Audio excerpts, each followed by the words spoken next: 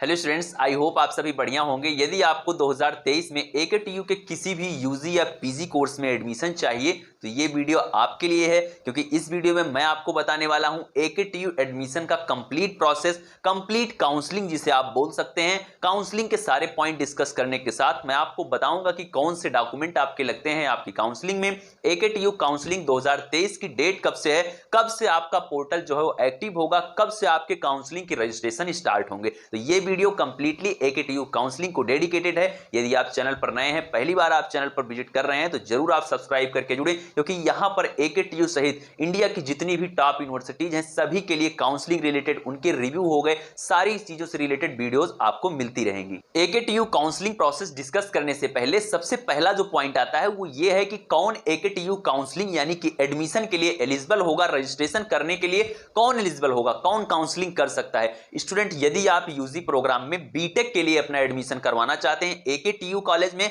या फिर एकेटीयू के एफिलिएटेड किसी भी कॉलेज में, तो उसके लिए कैंडिडेट आपका जेईई मेन 2023 में अपीयर होना इंपॉर्टेंट था। यदि आपने जेईई मेन 2023 की परीक्षा नहीं दिया है तो आप बीटेक की काउंसलिंग नहीं कर सकते हैं एकेटीयू के एफिलिएटेड किसी भी कॉलेज के लिए। उसके साथ ही बीटेक के अलावा जितने भी यूजी प्रोग्राम हैं उनमें यदि आपको एडमिशन चाहिए तो उसके लिए सीयूईटी यूजी 2023 की परीक्षा देना इंपॉर्टेंट है, तभी आप रजिस्ट्रेशन कर पाएंगे। अपने एप्लीकेशन नंबर और रोल नंबर, जो आपने सीयूईटी का अपना एग्जाम दिया है उसका जो एप्लीकेशन नंबर है और रोल नंबर है उसको आपको फिल करना जरूरी है।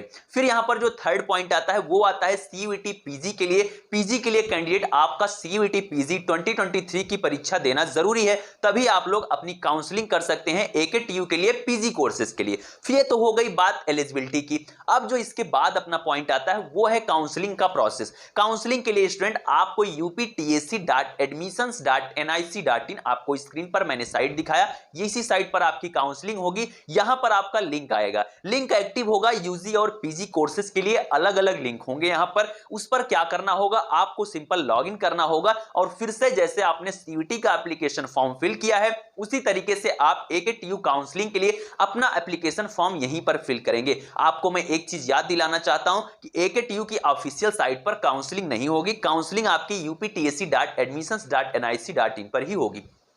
फिर इसके बाद जो पॉइंट अपना आता है वो ये है कि आप जब रजिस्ट्रेशन फॉर्म अपना फिल करते हैं तो वहां पर आपको अपनी सभी पर्सनल डिटेल, एजुकेशनल डिटेल और लास्ट में जो सबसे इंपॉर्टेंट पॉइंट आता है पेमेंट का। पेमेंट आपको 1000 रुपए की पेमेंट आपको 2023 के लिए भी करनी पड़ेगी, तभी आपका जो काउंसलिंग है वो वैलिड होगा। यदि आपने पेमेंट नहीं किया तो आप काउंसलिंग के लिए नहीं एलिजिबल होंगे, आपकी काउंसलिंग एक्सेप्ट नहीं की जाएगी। पेमेंट एक इंपॉर्टेंट स्टेप है, लेकिन कैंडिडेट आपको पेमेंट करने से पहले एक चीज का जरूर ध्यान रखना है, अपनी सारी डिटेल को आप क्रॉस चेक जरूर करें। सीयूईटी की तरह आपको करेक्शन का कोई भी मौका यहां पर नहीं मिलने वाला है एकेटीयू काउंसलिंग प्रोसेस के टाइम पर। तो भी डॉक्यूमेंट आप अपलोड करेंगे वो आप करेक्ट ही अपलोड करेंगे। अभी मैं डॉक्यूमेंट आपको दिखाने वाला हूं कि कौन से डॉक्यूमेंट आपको अपने इस फॉर्म में, अपने रजिस्ट्रेशन फॉर्म में अपलोड करने हैं। फिर यहां पर जो इसके बाद की बात आती है कि आपका जो ये काउंसलिंग है ये कब से स्टार्ट होगा। स्टूडेंट्स, एकेटीयू की जो काउंसलिंग है वो आपकी 15 जून के बाद स्टार्ट हो सकती है। पूरी संभावना है, साइट आपकी अपडेट हो चुकी है यूपीटीएससी की, जहां पहले 2022 लिखा हुआ था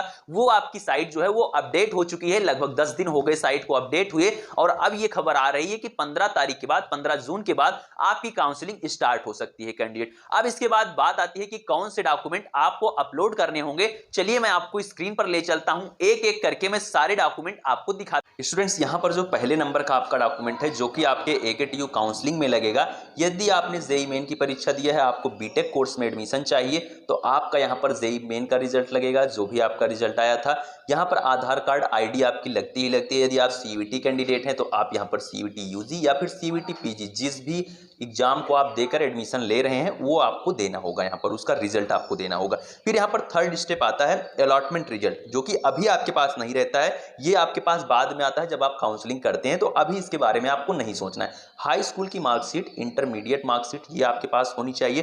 कैरेक्टर सर्टिफिकेट आपके पास होना चाहिए। यदि आप लेटरल एंट्री में एडमिशन लेते हैं, मान लीजिए बीफॉर्म आप सेकंड ईयर में एडमिशन लेते हैं या फिर आप बीटेक के लेटरल में सेकंड ईयर में डायरेक्ट एडमिशन लेते हैं, तो आपके पास डिप्लोमा की मार्कशीट होनी चाहिए फॉर लेटरल एंट्री। फिर यहाँ पर जो थर्ड नंबर पर आता है वो है आपका डिप्लोमा का सर्टिफिकेट।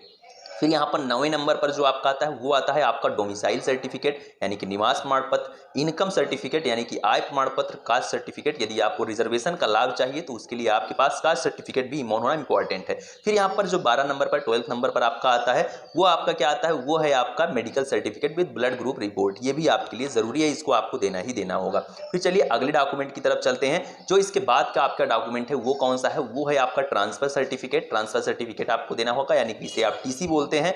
5 फोटोग्राफ होनी चाहिए, एक फोटोग्राफ आपके पेरेंट्स की होनी चाहिए। गैप एफिडेविट, यदि कोई भी 12th के बाद आपका गैप है तो आप 1 साल कहाँ पर थे, आपको अपने नज़दीकी किसी भी न्यायालय से वहाँ पर आप जाएंगे, किसी भी वकील से आप बोल देंगे, वो आपको एक गैप एफिडेविट देगा कि 1 साल में तैयारी कर रहा था, कुछ भी आप कर रहे थे, वो आप वहाँ पर मेंशन कर सकते हैं।